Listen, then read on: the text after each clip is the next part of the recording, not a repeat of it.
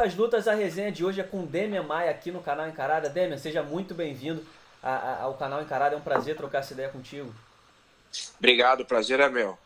Então, Demian, para começar, né, a gente está sabendo aí que você acabou de adentrar o mundo do YouTube, né, tem um projeto novo aí, que é o Demian Maia Verdade. Brasil. Então fala um pouquinho primeiro sobre esse projeto, né, o que a galera pode encontrar no teu canal.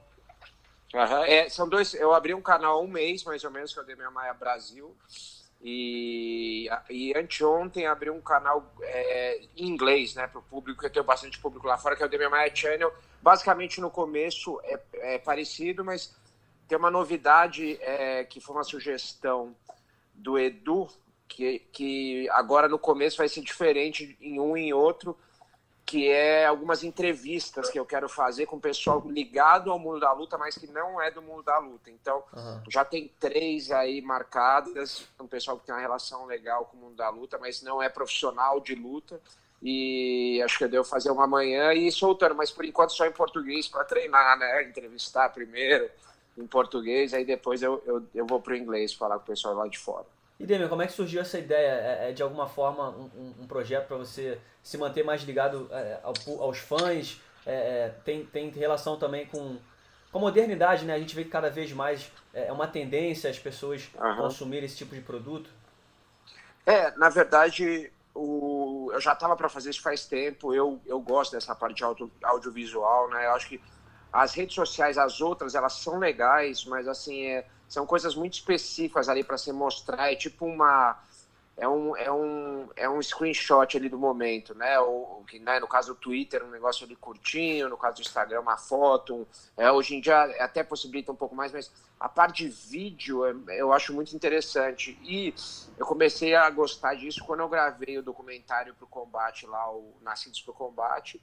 E também depois um documentário que está para sair pela Academia de Filmes, né? Essa do Nascidos foi com a Mixer, aí pela Academia a gente fez um que vai sair pelo Combate, deu apresentando, que é da arqueologia da luta. Eu fui para a Grécia, para o Egito, aqui para a Serra da Capivara, no Piauí.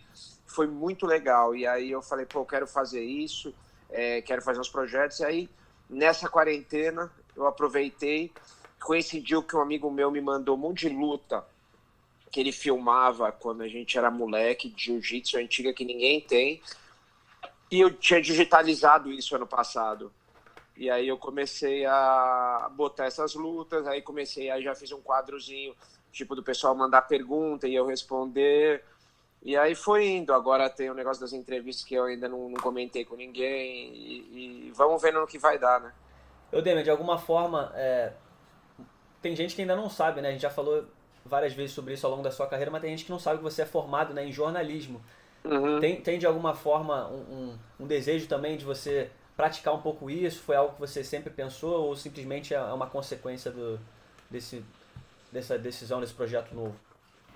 Não, na verdade é uma coisa que eu curto, eu comecei a achar legal produzir conteúdo, sabe? Uhum. Então eu comecei lá, eu tenho umas academias afiliadas no Brasil e fora, e aí comecei a criar um Instagram para eles, isso faz uns 2, 3 meses mais ou menos, e comecei a produzir conteúdo técnico de jiu-jitsu, assim, teórico, né? Explicar uma posição, explicar o que você pode fazer dali para melhorar ela, quais são os problemas, quais são as soluções, com uma foto de uma luta minha ou uma foto de um treino e aí, ou um vídeo até, e aí eu comecei a falar, pô, produzir conteúdo é legal, comecei a ter um feedback bem legal, uma coisa que todo mundo fala, né, do meio de digital, que é muito gratificante, né, você produzir conteúdo e entregar, assim, Uhum.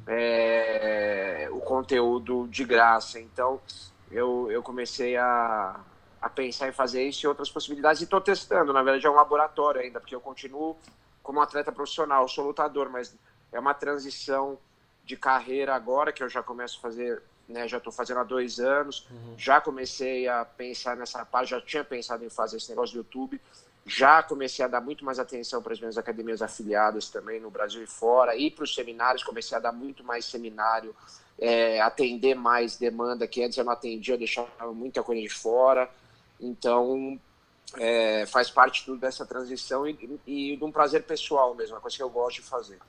Legal, Demi. Agora, como é que tá sendo esse momento de quarentena pra você, né? Você tá conseguindo ficar recluso em casa, tá saindo por algum motivo? Como é que tem sido esse momento para você? E queria saber também se você tem algum tipo de estrutura, como é que você está treinando? Você está se mantendo em atividade de alguma forma? Cara, graças a Deus, hoje eu sou privilegiado de poder ficar em casa, né? Porque é muito difícil essa situação.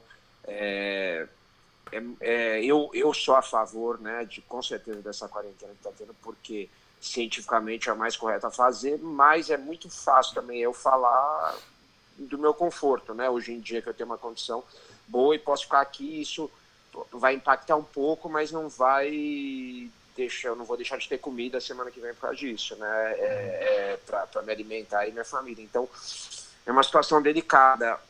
No meu caso, como eu posso ficar, e acho que todo mundo que pode ficar, inclusive muita gente que pode ficar, não está cumprindo isso eu acho totalmente errado. Acho que se você pode ficar, você tem que ficar, entendeu? Virou uma briga muito política, né? Tanto aqui quanto em outros países.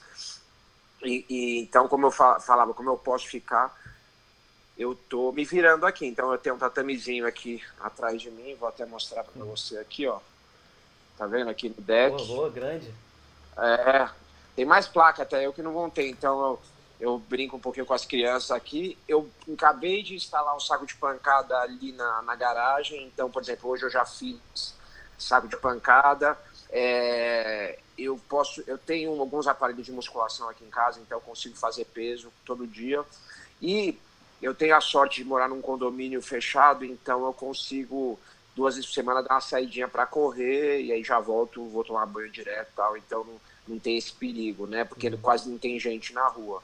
Mas é o que eu falei, esse privilégio que eu sei que eu tenho hoje em dia, que não é todo mundo que tem, mas quem tem que, cara, tem que fazer o que tem que fazer, porque tem 300 cientistas e pesquisadores falando um negócio e 2 falando o contrário, então, né, você tem que ser humilde e ouvir. Eudêmio, você tem uma opinião formada em relação à postura do UFC? A gente está vendo aí o presidente do UFC, Dana White, insistindo em realizar eventos, diz que, o que tudo indica, quer realizar um evento no dia 9 de maio aí. Uhum. Claro, né, vai investir bastante na segurança dos atletas e tudo mais, nos testes e tudo mais. Mas na sua opinião, você que é um cara experiente, já está há bastante tempo no esporte, você entende o lado do UFC como empresa? Você acha que eles têm o direito de fazer isso? Ou você acha que talvez, até por seguir o exemplo, né, da NBA, da NFL, talvez fosse o momento do UFC segurar a onda? Cara, é muito difícil, até me perguntaram outro dia isso numa entrevista, eu dar uma opinião sobre isso sendo um atleta do evento, né? É meio que um conflito de interesse eu falar isso e até é complicado, mas o que tem 2 pontos. O que o Dana falou, ele falou com a gente, até esses dias a gente teve um meeting com ele, né? Com os atletas todos, ele entrou para falar com a gente ao vivo.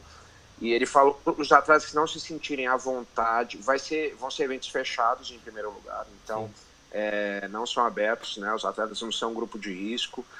Ele falou, quem não se sentir à vontade de lutar não vai ter problema nenhum, é só quem tiver a fim de lutar. Então, assim, estão tomando os cuidados necessários. O problema que eu acho, por exemplo, no meu caso, se eu quisesse lutar alguma coisa, seria treino, porque é muito difícil você conseguir treinar, né, com a galera assim, não tem gente treinando, tem muito pouca gente que estaria disposta a ir treinar. Então é meio que uma situação sei lá, difícil falar. Mas assim, você teria condição se o UFC te convocasse? Porque a gente sabe que tem a questão do visto, né? Tem lutadores que estão no Brasil que precisariam renovar. Qual que é a condição do teu visto hoje? Se o UFC te chamasse, você já teria... Não, isso é uma coisa até, para quem não é do meio, uma coisa que até eu demorei para entender logo que eu entrei no UFC. Se você luta nos Estados Unidos, o que no caso de quando eu entrei no UFC lá em 2007, todas as lutas eram nos Estados Unidos, né, questão de uma ou outra no Canadá ou na Inglaterra, mas antes do UFC expandir, você tem uma coisa que chama visto P1, que é o visto de trabalho, de performer, né? Que é o cara que é atleta, não sei o quê. Esse visto, você tem uma petição desse visto. Então, geralmente, você recebe uma petição de um advogado americano lá que eles mandam, válida por 2 anos. Você vai aqui no consulado, então, cara, eu lembro que teve ano que eu fui 3 vezes no consulado, sabe? Né? Tipo, os caras já me conhecem lá no consulado americano, né? Nos últimos anos menos, porque ele teve mais luta no Brasil e tal, mas eu ia muito, o pessoal me conhecia. E aí você vai no consulado e faz essa petição e está escrito 2 anos na petição, mas isso que é a coisa engraçada. Mas a petição vale 2 anos, mas aquele visto vale 3 meses se você sair dos Estados Unidos. Então, o que eu quero dizer? Se você pega aquele visto com a petição de 2 anos, se você entra nos Estados Unidos, você pode ficar até o fim da petição. Entendeu? Porque por mais que ele esteja lá 3 meses de validade, a petição é o que vale. Está escrito embaixo do visto. Se você sai e volta dentro de 3 meses, você pode usar o mesmo visto. Se você sai, que é o caso de todos os brasileiros, então você lutou lá. No caso, minha última luta com o visto americano foi com o Anthony Martin, ano passado. Eu tenho petição válida, mas o visto, depois de 3 meses, ele expira. Então, qualquer lutador, e geralmente você não luta dentro de 3 meses, qualquer lutador brasileiro que for lutar, se for Estados Unidos, né, no caso, acho que se for aquela ilha, aí eu não sei onde seria, mas se for Estados Unidos, vai ter que ir no consulado. Aí eu não sei como funciona, se os consulados estão abertos ou não, nem você tá falando isso agora, eu parei para pensar nisso agora, mas assim, a minha petição, acredito que ainda tá válida, eu tenho que olhar no meu passaporte, então teria que ir no consulado renovar, se fosse o caso. Não, eu perguntei exatamente por isso, né, porque a gente viu não só o José Aldo, como diversos brasileiros que estavam escalados para esse UFC 250, eles teriam que renovar, só que como a embaixada americana está inoperante durante esse período, eles não tiveram como, então estão meio que off, né, então, pelo que você está dizendo, você também estaria off nesse momento. Por conta não existe, por conta desses 3 meses, que é lei, não existe porque quem que lutou em 3 meses de brasileiro que você lembra nos Estados Unidos atrás? Deve ter alguém, entendeu? Mas o Rodolfo lutou no UFC, em Las Vegas agora, em março. Mas o Rodolfo mora lá, né? É verdade. Então ele não saiu de lá, a petição dele é válida, sim, entendeu? Verdade. Acho que a única que se deu bem se deu bem, né, entre aspas, mas foi a Jéssica Andrade, né, porque no começo disso tudo eu acho que ela já tirou logo o visto e foi pra lá. Infelizmente a luta não aconteceu, mas enfim, ela já tá lá, caso o UFC precise. Mas Demian, agora seguindo em frente, queria te perguntar da sua última luta, né, contra o Durinho no UFC Brasília. É claro que não foi o resultado esperado, mas passado esse tempo, qual que é a avaliação que você faz? Muita gente tinha essa ansiedade, 2 caras muito bons de jiu-jitsu, a luta talvez se desenrole um pouco ali, mas acabou terminando em pé. Como é que você avalia a tua performance? O que você acha que deu errado ali? Cara, foi bem simples. A luta começou, eu me senti controlando muito bem a luta. Ele tentou, acho que 2 chutes, eu bloqueei, saí. E estava me sentindo bem controlando a distância. Entrei em queda, derrubei. Aí eu não lembro se ele ficou em pé, eu derrubei de novo, ou fui para as costas, né? E aí eu cometi um erro. A hora que ele botou a mão no meu gancho para tirar o gancho, em vez de eu ir logo pro estrangulamento, eu quis controlar um pouco mais a posição e acabei perdendo a posição. A luta voltou em pé. E aí no único golpe da luta ele me acerta com aquele golpe que foi no único lugar que você não pode tomar, lá na ponta do queixo, né? E eu caí, acho que o juiz poderia ter interrompido um pouquinho depois, né? Você vê, por exemplo, a luta do Askren com o Lawler, o juiz segurou muito mais a interrupção, então eu acho que merecia ter segurado um pouco mais. Cara, eu acho que foi um erro que eu cometi, que eu paguei muito alto preço. Eu dei um jab um pouquinho mais lento que o normal, parei um pouquinho ali. Talvez por eu estar controlando bem a distância, quando eu fui no jiu-jitsu eu não senti força dele, não senti nada diferente, nada absurdo, então eu acho que eu comecei a dar aquela relaxada num momento que ainda não era para relaxar. Talvez seja isso, sei lá, é difícil de falar. Demian, esse UFC Brasília foi o primeiro evento, né, de portões fechados do UFC, exatamente porque estava no início disso tudo. Para você, que já está há tantos anos no esporte, foi uma experiência de alguma forma estranha? Você acha que influencia de alguma forma a performance dos atletas? Não necessariamente falando da sua experiência, mas você acha que realmente é uma experiência diferente a ponto de influenciar na performance? Eu acho que eu achei que não, mas olhando para trás, talvez seja isso que me fez dar uma relaxadinha, sabe? Não sei. pode ser que sim, pode ser que não, porque também se eu tivesse ganho eu poderia falar, não, foi bom que eu lutei mais relaxado, né, e poderia ter lutado num estádio cheio de gente e ter tomado o mesmo golpe. Então é muito difícil falar, mas talvez pode ser, deixa a gente um pouco mais relaxado numa luta que não dá para ficar tão relaxado. E Demian, você já, pelo que você já falou durante essa entrevista, já meio que dá a entender que seus planos seguem os mesmos. Mas a pergunta é, de alguma forma esse resultado, essa derrota contra o Durinho mudou tua percepção de futuro ou de fato a sua próxima luta vai ser a última luta do seu contrato?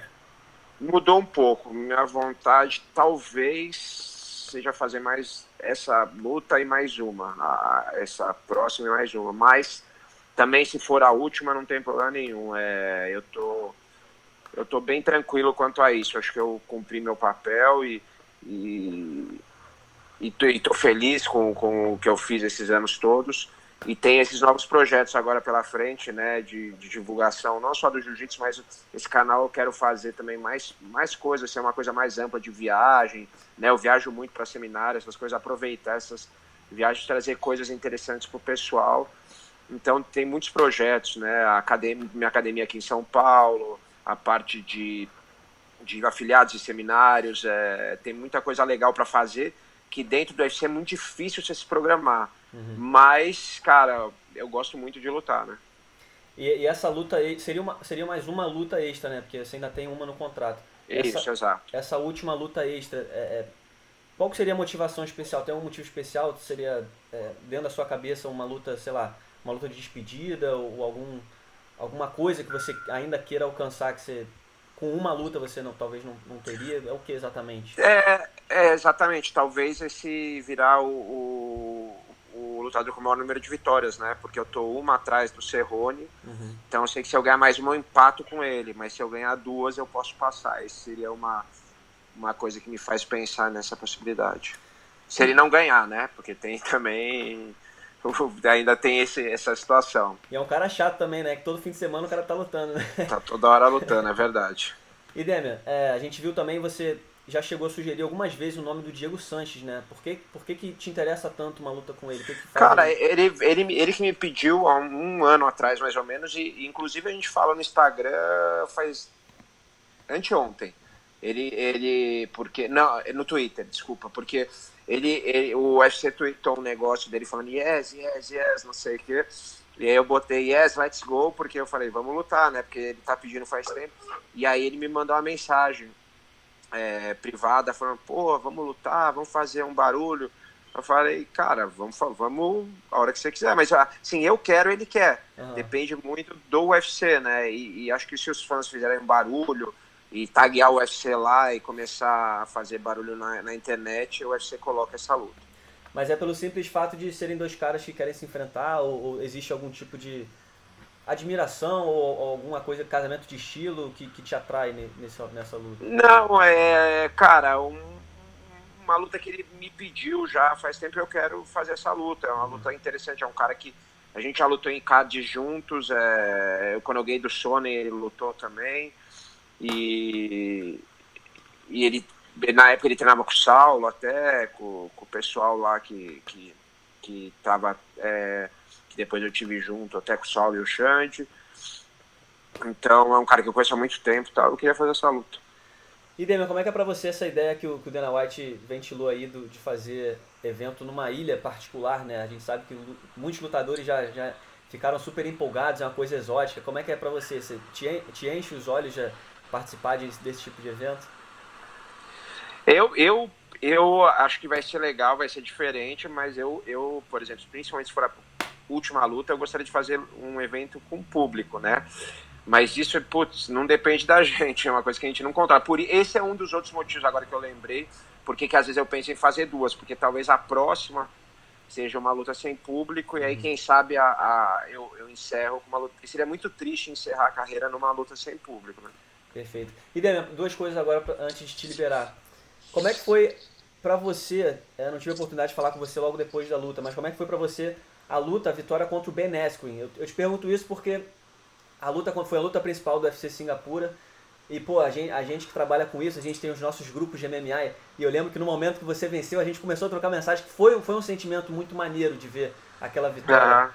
Como é que foi pra você? De alguma forma você sentiu aquela vitória sendo especial por conta da mística do jiu-jitsu com o Foi, wrestling? foi. Acho que talvez pro meu estilo de luta e pro estilo dele foi a vitória mais especial que eu já tive dentro do MMA, porque representava muita coisa aquela luta. Eu lembro que eu tava nervoso de uma forma diferente, porque, cara, são os dois caras que representam um estilo de luta agarrada, né, de grappling, né? Você sabe que ele vai entrar, por mais que ele dê soco, todo o jogo dele é feito para ele usar o wrestling dele.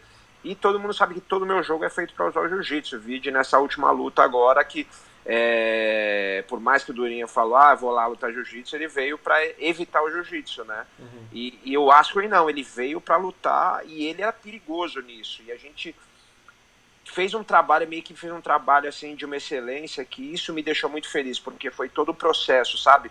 O trabalho que foi essa luta de ir para Singapura um mês e meio antes, passar um dia lá e 2 dias no avião, né? Um indo, outro voltando, depois chegar lá quase 2 semanas antes e levar a equipe toda, o investimento também para levar uma equipe grande, porque eu precisava treinar lá para fazer adaptação, os detalhes do jogo, que eu lembro que o Edu chegou para mim e falou, existem 2 jeitos dele ganhar essa luta ou te complicar.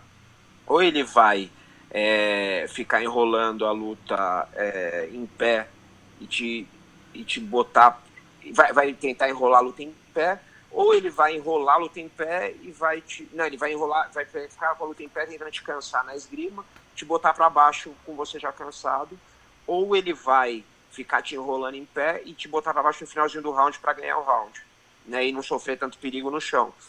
E foi exatamente essa segunda opção que ele fez. Mas a gente sabia que essa parte de esgrima ia ser muito forte em pé, então a gente treinou muito isso, muito essa parte de greco, sabe, de parte de esgrima. Outra coisa, uma das especialidades dele é defender queda.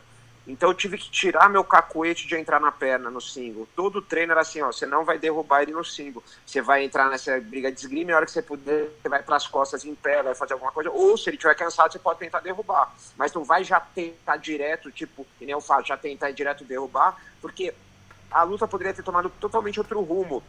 Que é isso que as pessoas às vezes não vejam, mas depois é fácil falar, o Demian ganhou por causa do jiu-jitsu. Não. Se eu não tivesse treinado dessa maneira, poderia entrar na perna dele, fazer o que eu sempre faço, começar a cansar. E ele começar a crescer e ficar gigante, me bater e cair por cima. E outra situação que o Edu falou foi assim, na hora que ele cair, ele vai amarrar, né? Ele vai amarrar para ou esperar voltar em pé ou ganhar o round. Então, a hora que bater no chão, você não pode parar, porque se você parar e não tiver um passo à frente dele, ele vai ter essa chance. E ele é um bom wrestler olímpico, foi para 2 Olimpíadas. Então, o que a gente treinava? Aí eu desenvolvi alguns drills, que a hora que eu batia no chão, eu entrava numa posição. E foi exatamente o que aconteceu na luta. Eu batia no chão, entrava numa chave de calcanhar. Batia no chão, entrava num triângulo. Batia no chão, entrava numa omoplata. Batia no chão, entrava numa raspagem de gancho. Né? Então, isso foi feito durante os meses de preparação, sem parar. Você não vai entrar na perna, os caras aí tinha que arrumar parceiro de treino que fosse entrar na minha perna, que é difícil, porque geralmente o pessoal fica defendendo queda comigo nos treinos. Né? E teve mais detalhezinho, assim, mas foi muito sutil. O Eduardo assistindo as lutas dele da época do wrestling, assistindo as lutas de MMA, assistindo o canal dele no YouTube, que tem treinos dele, e né, decupando tudo ali pra gente fazer. Então foi um trabalho muito meticuloso para uma luta que representava muita coisa pra minha carreira. Uma luta gigante que representava muita coisa e que eu não queria perder, porque eu sabia que a gente ia lutar no grappling. Eu não queria perder na parte que é a minha especialidade, que é o que eu represento, que é o que eu mais faço. É diferente, por exemplo, uma derrota pro Durinho, que aconteceu um nocaute ali, todo mundo sabe que, né, graças a Deus aconteceu só 2 vezes na minha carreira, e nunca fui apagado de desmaiar, né? Foi coisas de juiz interromper, mas assim, é uma coisa que pode acontecer com qualquer um. Agora, eu não queria perder no grappling, que eu sabia que ia acontecer nessa luta, e a gente conseguiu fazer da melhor maneira. E Demian, uma última coisa, tem um outro canal aqui no YouTube chamado MMA no Ponto, né? Esse é um canal e ele treinou muito para isso, depois da luta. eu desci no bar do hotel, tava uma galera ali, ele tava lá, ele veio me cumprimentar e falou, cara, você sabe quantas vezes eu já botei os caras nas minhas costas no treino, eu fiz esse drill tanto e ninguém me pegava, eu tava saindo de todas as vezes, como é que você me pegou tão fácil? Eu falei, eu treino pra isso, eu tô evoluindo a cada dia, eu tô treinando e realmente são detalhes ali de posição nas costas que eu tenho feito. Mas ele falou, treinei muito isso, que eu sabia que você podia chegar lá e não consegui, treinei não das costas também, mas o instinto ali, o jeito que você me induziu e foi legal essa conversa depois. Pô, legal. E isso já aconteceu antes, né? Na verdade, mais a fundo até foi com o Neil Magny. Não teve algum lutador que te procurou pra fazer algum O treino? Neil Magny foi assim, quando eu ganhei dele aí no fim do ano, aí eu ganhei do Gunnar, se eu não me engano, e me cotaram para disputar o cinturão, né? Eu tava com 4 vitórias seguidas e tal. Uhum. E aí me chamaram, o UFC me chamou para ir assistir a luta do Lawler com o Condit, aquela luta bem parelha, que acabaram dando pro Lawler numa decisão dividida. E aí o UFC me pediu, como eu tava como guest fighter lá em Las Vegas, para dar um seminário no UFC Gym, lá em Las Vegas. E o Neil Magny me mandou uma mensagem se ele podia ir no seminário. Era um seminário curtinho, de coisa de 1 hora, assim, mais para divulgar o... Falei, claro, pode vir. E aí ele foi no seminário, foi legal, foi interessante. Mas é legal. E até um pouco da última pergunta que eu vou te fazer, né? Eu tenho um outro canal Uma aqui. vez, você sabe quem foi num seminário meu há muitos anos? Alguém entrei no UFC, o Stephen Bonner, cara, lá em Chicago. Que legal. É, É um reconhecimento muito maneiro, né, Demian? é muito legal, Que é até o que eu ia te perguntar. Nesse outro canal que eu tenho aqui no YouTube, chamado MMA no Ponto, a gente costuma fazer listas, né? Top 10 e tudo mais. E essa semana a gente subiu uma lista lá de top 10 lutadores gente boa. Qual que é a lista? São lutadores que fogem daquele estereótipo intimidador e estão sempre com um sorriso no rosto, esbanjando simpatia, gentileza. E você, obviamente, está no topo dessa lista, junto com Cigano e outros caras que também têm esse perfil. Legal. E a gente fala muito disso, que parte desse seu jeito, que é absolutamente natural, desenvolve de volta um reconhecimento enorme. Você é um dos caras mais respeitados do esporte atualmente. Você sente isso de forma clara? Você sente que realmente você é um cara muito respeitado por conta desse seu jeito? Sinto dos fãs, mas sinto também uma coisa muito legal, que dos outros lutadores. Então, teve um summit do UFC, que é um evento que o UFC faz um encontro com todo mundo. Foi em 2017 o último que a gente fez. Foi super legal, teve até show do Snoop Dogg só pra gente ali, tipo, foi vendo o cara a 2 metros do palco e o cara fazendo um show pra 100 lutadores, sei lá, 200 lutadores, só a gente. E eu fiquei muito feliz porque, por eu ser um especialista, acho que por 2 motivos. Um, eu sou especialista, então o pessoal me respeita muito, porque muita gente fala, pô, eu posso até conseguir me dar melhor no MMA, mas a especialidade do jiu-jitsu, eu sei que o Demian, pô, tem muito para mostrar e para ensinar para qualquer um, mesmo para os campeões. Então acho que muita gente respeita por isso, os lutadores. E outra, por eu me dar bem com todo mundo, ser respeitoso com todo mundo. E eu lembro que nesse summit, muitos lutadores vinham pedir para tirar foto comigo, né? Colegas de trabalho, e conversar e falar que eram fãs.